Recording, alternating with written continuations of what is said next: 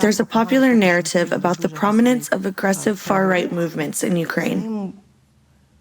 It's hard to disprove. Ukrainians like me know how it really is.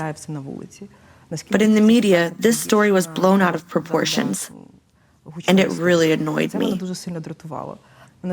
My name is Latifa Mariam Naiem. Just call me Mariam. My name reflects the history of my family. Latifa is the name of my father's first wife and mother of my brothers. She was from Iran. I was named after her. Mariam is my everyday name.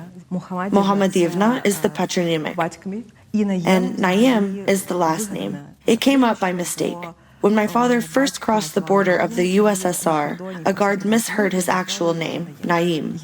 I was born and raised in Kyiv. I graduated from the university here, and I changed 3 different schools here. I'm a typical cross-cultural kid, so I believe I'm in a position to talk about racism and neo-Nazis in Ukraine. Ukraine is not perfect. It has racial issues. Personally, I have encountered racism here, just like in all of the other places I have lived. Still, I feel safe when I walk on the streets in Kyiv. In the last 12 to 15 years, I can't remember a single case of racial harassment. Kyiv is a safe city. I feel safer in Kyiv than in any other city, maybe because it's my home. Every time I see a headline in the media about an aggressive right-wing movement operating in Ukraine, it makes me want to ask, is this right-wing movement in the room with us now? Every time I read an article, it simplifies the subject. One leaves with the impression that people are throwing out Nazi salutes left and right, shaved heads everywhere.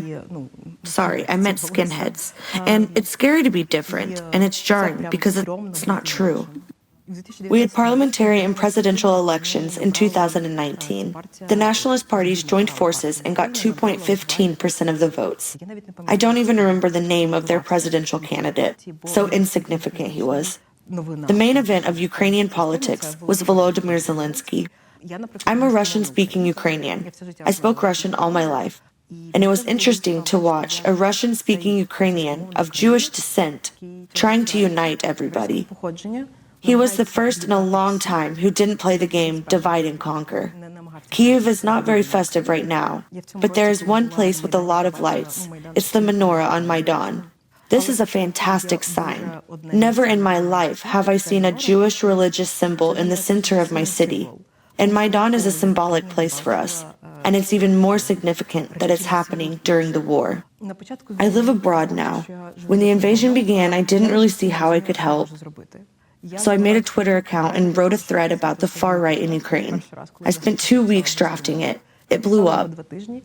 My Twitter feed was filled with retweets. Ex-president of Estonia retweeted, and then it escalated rapidly. And of course, there was a lot of hate. Oh, haters. And what irritated me and annoyed me the most, the worst thing about racism comes when you tell people about it. You tell them personal stories and they don't believe you. So I tweeted about my personal experience and people dismissed it. Other people told me that I'm wrong and that I'm aiding Nazis, which is really funny. Ukraine has racial issues. I do understand that it may sound offensive to someone, but I won't lie. But I lived in Ukraine and I see how much it has evolved. Ukraine is a pretty young nation, and it changes rapidly. I think even we can't really comprehend how fast it is changing. Ukraine is adapting and changing. You can see it even during the wartime. It is true. And I think this is one of our strengths.